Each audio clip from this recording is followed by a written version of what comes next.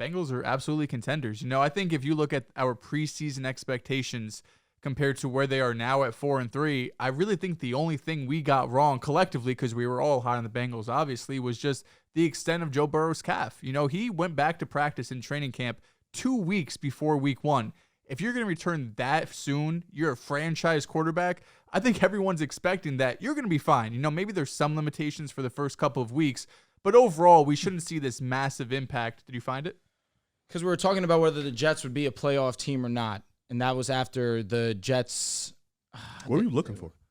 Me talking shit about the Bengals, even though I said I trust the progression of the Cincinnati Bengals. Did you find it? No, I can't listen to it, obviously, because we're recording a show. I want to be respectful of you guys. That's valid. We could look later. But yeah, I think what we got wrong was just the extent of Burrow's injury, right? We didn't think he was going to be this hobbled for this long. And we saw some flashes in that Cardinals game where I came on the show. I had them in my top 10. I said, listen, I think Burrow's back. I think the Bengals are back. The week after they played Seattle, kind of came back down to earth. I think that was like a 17-14 type game where the offense didn't look as prolific as they did the previous week against the Cardinals defense that isn't all that great. Then they go into the bye, kind of forgetting about it a little bit. And then off the bye, Joe Burrow looks fantastic. I mean, 28 of 32 against the San Francisco defense, regardless of how they've been playing in recent weeks. 280 yards, 3 touchdowns. But the biggest thing was rushing. 6 attempts for 43 yards. Before this game, his season high was 7 rushing yards in a single game. And this wasn't just some Joe Burrow, it's like a 3rd and 2. He sees the lane go, slides. No, Burrow there was one play, I think it was the first quarter, where he breaks 4 sacks. Don't know. It was almost Eli-esque in the Super Bowl when he has that crazy play where he's just breaking tackle after tackle, gets out, picks up a first down, and he wasn't sliding either. I wish he would slide, but he was putting his shoulder down. He was fighting for extra yards. He was getting hit. And it didn't seem to bother him. He was getting up after every play. He was pounding his chest. He was screaming. He looked like the Joe Burrow we know that, coming into this year, basically everyone had as the second best quarterback in the NFL. And I think the only question really now for the Bengals is the defense, because if Joe Burrow is going to be like this, we know it's going to be one of the best offenses in football. And while overall their defense hasn't been amazing, hasn't been like this top 10, top 5 unit, we've seen Lou over the years, really step things up, especially in the playoffs. It wasn't the best game yesterday. They let up over 400 total yards, weren't great on 3rd down. The Niners had chunk play after chunk play, but they pressured Purdy 23 times, including 8 times from Trey Hendrickson.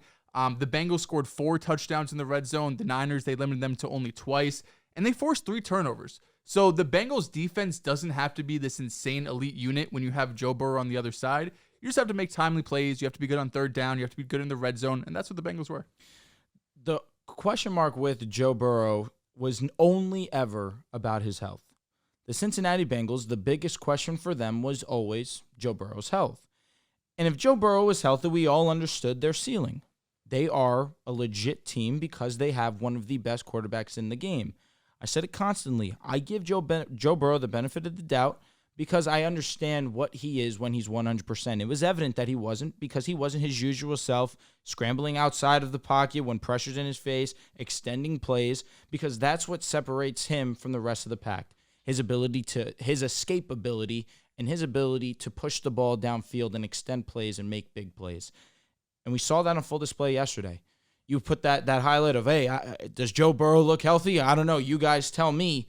He definitely looked his most self so far this season. I feel like we start to say that every single week. We said that after the Cardinals game, and here we are now saying it again against the San Francisco 49ers, again, one of the best teams in the National Football League. This offense was clicking on all cylinders. We saw Joe Mixon have himself an efficient game. Yeah. We saw Jamar Chase look like Jamar Chase. Of course, we've seen that throughout the season. But again, it was great to see it paired with the rest of these guys. T. Higgins had some nice catches. Tyler Boyd got into the end zone.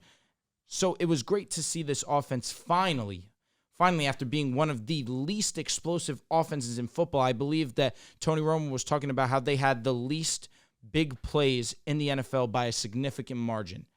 That should not be, especially when we're talking about the firepower that is on the Cincinnati Bengals offense. So for them to play as great and efficient as they did against the Niners, it was great to see. But let's talk about real quick on the Niners side of the ball. The defense, specifically that secondary, is not what people think or thought it was prior to this week. I've been saying it. My concerns are real with this secondary. They have been middle of the pack, and after this week, that is no longer the case. It's a matter of now if you're a team and you're going up against the San Francisco defense, you're not as scared as you were early in the season. But again, staying with the Bengals right now, because I know we're going to talk about San Francisco in a little bit, it was great to see Joe Burrow and company get back to what we know that they can be. And if the question is, are they contenders? Let's see it on a more week-to-week basis. But no doubt about it, this should be a playoff team if Joe Burrow is healthy rest of the season. I think the AFC is coming back to normal. First couple of weeks in the season, we're not sure what's going to happen. The Browns' defense is looking elite. Maybe there's some hope for Deshaun Watson becoming a serviceable quarterback. That hasn't happened, and he's been injured, so now P.J. Walker's had to step in, and he hasn't been good for them. The Bengals were in the bottom, but 3 straight wins, 3 straight good offensive performances, I should say. The Cardinals, the Seahawks, and then the 49ers. It's very hard to beat the Bengals off a bye week when they are fully prepared to go up against your defense, and their defense is fully prepared to go up against your offense, because Lou Anarumo has proven time and time again that when he has time to scheme up and design a game plan, he's one of the best out there. I truly believe that. This morning when I woke up, a song came on, and I was shocked that it came on because I haven't heard this song in years. Tupac's back.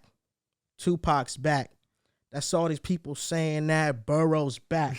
And I said, wow, what a coincidence, because Tupac's back plays now the day after Joe Burrow got what? 283 yards, Yo, no way 3 you tried to do touchdowns. that. No, this is a true story. Whether you think it's trash or not, Rev, this is a true story. This is what I woke up to.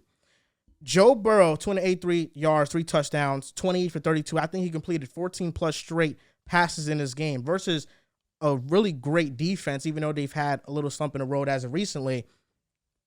Their explosive pass rate, they had it on 10.5% of dropbacks, more than double any Bengals game this year.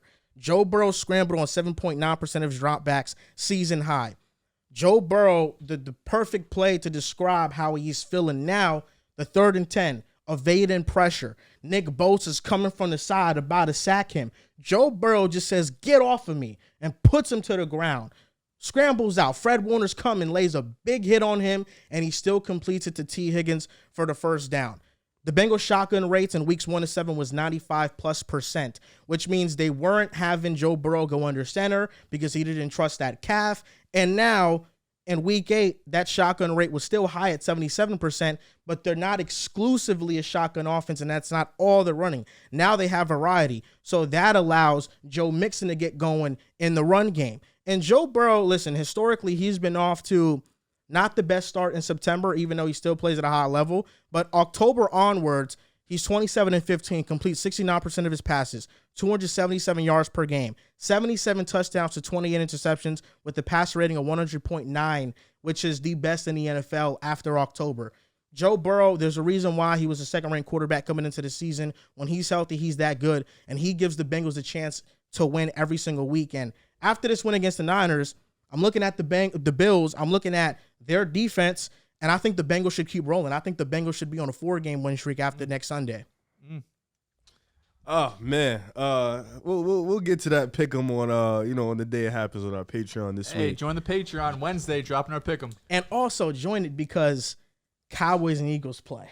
Oh yeah, you're fucked, buddy. Oh, You're fucked. I'm hyped. That Bengals game, I don't know, but that Eagles game, I feel. Are you hyped? I'm Yeah, actually I not am. hyped at all. I'm for not. that. Yeah, I'm not. No, like, because the worried at Cowboys are all. going to win. That's why. Sure. We'll save it for the Patreon, though. That's why you guys got to subscribe. Yeah. Best team in the NFC, the real best team in the NFC. Never in doubt. Going to lose. Yeah. One thing you did mention, Drew, though, T. Higgins, he looked great. And he looked as healthy as he's been all year, making big-time throws. Joe Burrow looked like he was going to him a lot that game. And he was complete, but that was probably his best game all year. And, him coming into Outside this year. the Ravens, I'm with you. Yeah, him coming into this year, he was expecting a contract. They didn't give it to him. First couple weeks, he was shaky. He got injured. But this game, Ravens game also, but this game especially, he just looked like the T. Higgins we know of. Then, of course, you got Jamar Chase. Like you mentioned, Joe Burrow evading pressure, getting out the pocket, being able to scramble, get chunk plays, dicing up that defense. I mean, the Niners secondary is a concern, but they still have stars in that defensive lineup with Fred Warner, with Nick Bosa, Hufanga. Like, they still have players. And for the Bengals to do that against that type of defense is still pretty impressive. You mentioned it. The Bills' defense is banged up, injured. Offensively, they've been inconsistent. You look at the Chiefs, they just lost to Denver. Baltimore seems like the only real consistent team this year, but even then, they had a loss against the Colts. They lost to Gardner Minshew. So this is the perfect time for the Bengals to be rolling. This is a perfect time for the Bengals to get hot because they can definitely make a run in the AFC. You still got to see the Chiefs. You're still down in the division with the Bengals. I believe they lost 2 games, if I'm not mistaken. So they still got to catch up. But that division right now, I think the Ravens will win it, but the Bengals look like a confirmed team to probably become in second. I think they're going to keep rolling. They're going to end up with about 9 to 10 wins, probably make the playoffs still. And as long as Joe Burrow is healthy, that was never a concern for us. It's just the health factor, like Dehls mentioned at the beginning of the year, that was a problem for them. Yeah, and Joel, I don't know if you mentioned the exact numbers, but coming into this game, I think they had run 15 or 16 plays under center, and in yesterday's game, they ran like 15 or 16. So they basically matched their mark in one game. It just goes to show they were trying their best, and Zach Taylor got a lot of crap. The whole coaching staff did, those first 4 or 5 weeks of the season when Burrow was dealing with the injury, but I think it was just the injury hindered them so much that they had no other option, that they were basically exclusively, playing from shotgun, where they didn't want to put all of that stress on his calf, because when you're going back from under center, you got to take that drop back, whether it's play action or just a straight drop back. That's a lot of pressure compared to when you're just going from a shotgun. You could be a little less, maybe aggressive on your steps. So the Bengals look fantastic. The Bills, they do have upcoming, but they have some tough opponents still, right? We mentioned, I think, last week or the week before, they have the toughest remaining schedule. They got the Texans the week after that, Ravens, Steelers, Jags. Laying this up a bit with the Colts and Vikings, and then Steelers, Chiefs, and Browns to finish up the year. Tough 3 to so finish. Yeah, they have a couple in there, especially with Kirk Cousins going down injury. We'll talk about that later, but there's not a ton of freebies, right? But the Bengals look great, and in a league where there's no dominant team. Like, we thought it was the Niners. Nope. Thought it was the Chiefs. Nope. Even the Eagles, who probably are the best team right now, their defense is super beatable, right? So the Bengals, offense, baby. The Bengals have a good as argument as really anyone in any given week to beat their opponent. And it wasn't just the under center stuff, but it's just the way the ball is coming out of Joe Burrow's hands. Even outside of evading pressure, just the power he can now have in his throws.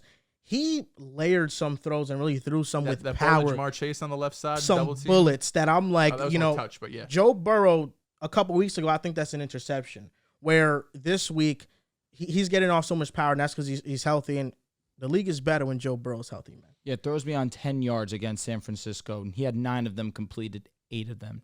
He was super efficient with the ball this Sunday. I mean, if he's healthy, you know what you're getting from Joe Burrow. That's never in question. But let's see it more on a consistent basis, talking about that defense, because we've seen the defense look solid against Seattle, had some key stops against San Francisco, where for the bigger picture, maybe you want to be more effective. But again, you turn the ball over timely, so you really can't complain all too much. But that Seahawks game, they really showed out. And an interesting note with the Bengals defense is that Chidobe Awuzie got benched.